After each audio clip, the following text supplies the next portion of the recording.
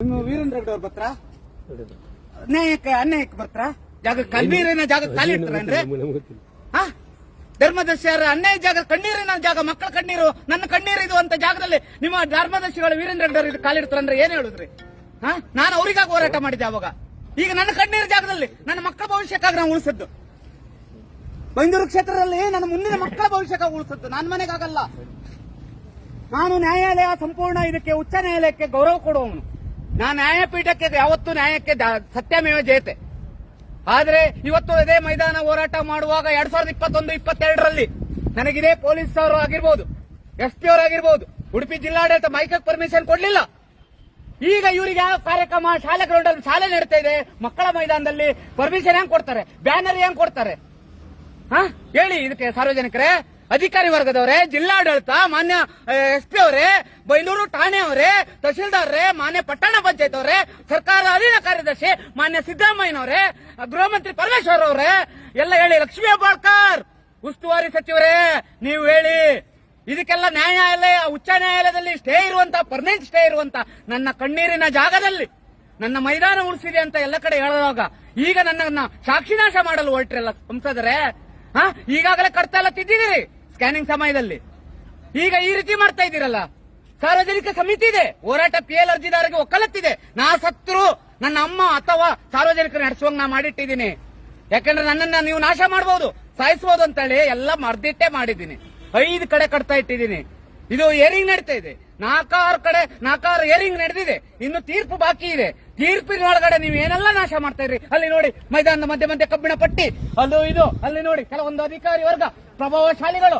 ಈಗ ಕಾರ್ಯಕ್ರಮಕ್ಕೆ ಸರ್ಕಾರ ಅನುದಾನ ಎಷ್ಟು ಬರುತ್ತೆ ಸಾರ್ವಜನಿಕರದ್ದು ಯಾರಿಗಾರು ಗೊತ್ತಿದೆಯಾ? ಲೆಕ್ಕಪತ್ರ ಇದೆ. ನಾ ಇಷ್ಟು ವರ್ಷ ಕೇಳಲಿಲ್ಲ, ಈ ವರ್ಷ ನೋವಾಗಿದೆ. ಯಾಕಂದ್ರೆ ಮೈದಾನ ಕೆರೆಯನ್ನ ಹಾಳು ಮಾಡ್ತಾ ಇದ್ರಲ್ಲ. ನೋಡಿ ಮೈದಾನ ಗುಂಡಿ, ಅವಾಗ ಪುರಭವನಕ್ಕೆ ಮಾಡಿದ್ದು ಗುಂಡಿ 1800 ಲೋಡ ಮಣ್ಣನ್ನ ಹೊರಗಡೆ ಕಳಿಸಿದ್ರು. ಆ ಮಣ್ಣು ತಪ್ತಾ ಇಲ್ಲ. ನಾನ್ ಲಾರಿ ಅಡಿ ಮಲಗಿದ ಮಣ್ಣು ಒಂದ್ ಸ್ವಲ್ಪ ಉಳಿಸ್ಕೊಂಡಿದೆ, ಒಂದ್ 40 ಲೋಡ್ ಮಣ್ಣು ಉಳಿಸ್ಕೊಂಡೆ. ಆ ಮಣ್ಣನ್ನು ತಂದು ಈಗ ಮೇಕಪ್ ಮಾಡಿ ಬೈಂದೂರು ಜನರಿಗೆ ನನ್ನ ಮೇಲೆ ಸುಳ್ಳು ಅಪಪ್ರಚಾರ ಮಾಡಕ್ಕೆ. ಸಮಾಜ ಸೇವಕ ಅಂತ ಬೈಂದೂರಲ್ಲಿದ್ದ, ಬೈಂದೂರು ಅಭಿವೃದ್ಧಿಗೆ ಹಾಳು ಮಾಡ್ದ, ಪುರಭವನ ಮಾಡಕ್ ಬಿಡ್ಲಿಲ್ಲ. ಈಗ ನಾವು ಕೆರೆ ಮುಚ್ಚುತ್ತಿತ್ತು, ಆ GPS ಪಟ ನಕಲಿ GPS ಮಾಡಿ ನನ್ನ ಸಾಕ್ಷಿ ವಿರುದ್ಧವಾಗಿ ಕೇಸನ್ನ ಇದು ಮಾಡಕ್ ಹೋಗ್ತಾ ಇದ್ದಾರೆ. ಆ ಪ್ರೋಟೋಕಾಲ್ ಅನ್ನೇ ಇಲ್ಲ, ಇವ್ರಿಗೆ ಪ್ರೋಟೋಕಾಲೇ ಇಲ್ಲ. ಅಧಿಕಾರಿ ವರ್ಗ ಎಲ್ಲ ಕೆಲಸ ಮಾಡ್ತಾ ಇದೆಯಲ್ಲ, ಯಾವ ಅಧಿಕಾರಿಗಳು ಪ್ರಾಮಾಣಿಕ ಕೆಲಸ ಮಾಡ್ತಾ ಇದೆ? ಒಂದು ಸರ್ಕಾರ ಪರ ಇಲ್ಲ, ಎಲ್ಲ ಒಂದೊಂದು ಪಕ್ಷದ ಪರ ಇದ್ದಾರೆ. ಬ್ಯಾಟಿಂಗ್ ಆಡ್ಕೊಂಡು ಕೆಲಸ ಮಾಡಿದ್ದಾರೆ ಬೈಂದೂರು ಕ್ಷೇತ್ರದಲ್ಲಿ. ಜಿಲ್ಲಾಡಳಿತ ಇಲ್ಲ. ಈಗ ರೈತ ಸಂಘ ಹೋರಾಟ ಮಾಡ್ತಾ ಇದೆ. ಒಂದು ದಿನ ಕಣ್ಣೆತ್ತಿ ನೋಡಿದ್ಯಾ? ಇಲ್ಲ. ಯಾಕೆ ಹೇಳಿ? ಅವ್ರಿಗೆ ಅದು ಬೇಕಾಗಿಲ್ಲ. ಅಲ್ಲಿ ಕೂತ್ಕೊಂಡು ಎಲ್ಲರೂ ಸಭೆ ಮಾಡ್ಕೊಂಡು ಸಾರ್ವಜನಿಕ ಸುಬ್ರಹ್ಮಣ್ಯ ಬಿಜೂರನ್ನ ಮೆಟ್ಟಕ್ ನೋಡ್ತಾ ಇದ್ದಾರೆ. ಜೀವನ ಪರ್ಯಂತ ಹೇಳ್ತೀನಿ, ಇದು ಸುಬ್ರಹ್ಮಣ್ಯ ಬಿಜೂರ್ ಅಂದ್ರೆ ಎಕ್ಕೆ ಗಿಡ, ಗರಿಕೆ ಹುಲ್ಲಿದ್ದಂಗೆ. 6 ತಿಂಗಳು ಸಾಯ್ತದೆ, 5 ತಿಂಗಳು ಚಿಗುರ್ತಾರೆ. ನನಗೆ ದುಡ್ಡಿಗೆ ಬರಗಾಲ ಇಲ್ಲ, ಸಾಲ ಇಲ್ಲ, ಆಸ್ತಿ ಅಡ ಇಟ್ಟು ಉಳಿಸ್ಕೊಡ್ತೀನಿ ಅಂತ ಹೇಳಿ ಬಂದಿದ್ದೆ ಬೈಂದೂರಲ್ಲಿ. ಈ ಮೈದಾನ ನಾವು ಒಂದು ದಿನನೂ ಆಟ ಆಡ್ದವನಲ್ಲ. ನನ್ನ ಬಿಜೂರ್ ಗ್ರೌಂಡ್ ಇದೆ ನನಗೆ, ಆದ್ರೆ ಈ ಮೈದಾನ ಮಕ್ಕಳಿಗಾಗಿ, ಬೈಂದೂರು ತಾಲೂಕಿನ ಮಕ್ಕಳಿಗಾಗಿ ನಾವು ಮಾಡಿ ಉಳಿಸ್ಕೊಟ್ಟೆ. ಆವಾಗಿನ ಕಾಲದಲ್ಲಿ ಸಿದ್ದರಾಮಯ್ಯ ಅವರು ಬಂದಿರು, ದೊಡ್ಡ ಕಾರ್ಯಕ್ರಮ ನಡೆದಿತ್ತು. ಎಂತ ಅತಿರುದ್ರ ಮಾಯಾಗ ನಡೀತು, ನಾಗಮಂಡಲ ನಡೀತು. ಆ ಒಂದು ನೆನ್ಪಿಟ್ಕ ಫೋಟೋಸ್ ಎಲ್ಲ ಇಟ್ಕೊಂಡು ಬೈಂದೂರು ಜನತೆಗೆ. ಆದ್ರೆ ಬೈಂದೂರು ಜನತೆ ನನಗೆ ಹೆಚ್ಚಿನವರು ವಿರೋಧಿಗಳಾಗಿದ್ರು. ಅವಾಗ 5-10 ಸಾವಿರ ಜನಸಂಖ್ಯೆ ಸೇರುವಂತ ಹೋರಾಟವನ್ನ ಬ್ರೇಕ್ ಕೊಡಿಸಿ ನನಗೆ 200-300 ಜನ ಸೇರೋಂಗ್ ಮಾಡ್ರು. ಒಂದು ದಿನ ಹೈಕೋರ್ಟ್, ಒಂದು ದಿನ ಬೆಂಗಳೂರು, ಒಂದಿನ ಉಚ್ಚ ನ್ಯಾಯಾಲಯ, ಒಂದಿನ ಬೈಂದೂರು ಪ್ರತಿಭಟನೆ ಪಾಲ್ಗೊಂಡೆ. ನಾನು ಕಣ್ಣೀರು ಹಾಕಿದ್ದೀನಿ. ನಾನು ಚಿನ್ನವನ್ನ ಇನ್ನೂ ಬಡ್ಡಿ ಕಟ್ತಾ ಇದ್ದೀನಿ. ಯೂನಿಯನ್ ಬ್ಯಾಂಕ್ ಬಾಂಡ್ ತಂದು ಖರ್ಚು ಮಾಡಿದೆ, ಯಾರ ಹತ್ರ ಬೇಡಿಲ್ಲ. ಮರಕ್ಕೆಲ್ಲ ಸಾಕ್ಷಿ ನಾಶ ಬಾರ್ದಂತ ಸುಣ್ಣ ಬಣ್ಣ ಮಾಡಿದೆ ಅವಾಗ 2022ರಲ್ಲಿ.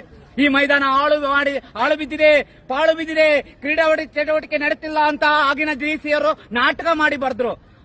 ಅದನ್ನ ಆಕ್ಟಿವ್ ಇದೆ ಅಂತ ತೋರ್ಸಕ್ಕಾಗಿ ನಾನು ಮರಕ್ಕೆ ಸುಣ್ಣ ಬಣ್ಣ ಎಲ್ಲ ಮಾಡಿ ಈ ಮೈದಾನ ಚೆನ್ನಾಗಿದೆ ಅಂತೇಳಿ ದಾಖಲೆ ಸಮೇತ GPS ಫೋಟೋ ಅವಾಗಿದ್ದು ಒದಗಿಸಿದ್ದೀನಿ. ಇನ್ನೂ ಈಗ ಹೇಳ್ತಾ ಇದ್ದೀನಿ, ನೇರವಾಗಿ ನನ್ನ ಹೆಣದ ಮೇಲೆ ನೀವು ಕಾರ್ಯಕ್ರಮ ಮಾಡ್ತೀರಿ, ಆ ದಿನ ನಾನು ವಿಷ ಕೊಡುವಂತ ಸಾಧ್ಯತೆನೂ ಇರುತ್ತೆ. ಸಾಕ್ಷಿ ನಾಶ ಆದ್ರೆ ನಾನು ಯಾರಿಗೂ ಬಿಡುದಿಲ್ಲ. ಅಧಿಕಾರಿ ವರ್ಗದ ಹೆಸರನ್ನು ಬರೆದಿಟ್ಟು ಸಾಯ್ಬೇಕಾಗುತ್ತೆ. ಧನ್ಯವಾದಗಳು ಬಂಧುಗಳೇ. ನನ್ನ ಮಾತನ್ನು ಮುಗಿಸ್ತೀನಿ. ಜೈ ಹಿಂದ್, ಜೈ ಕರ್ನಾಟಕ.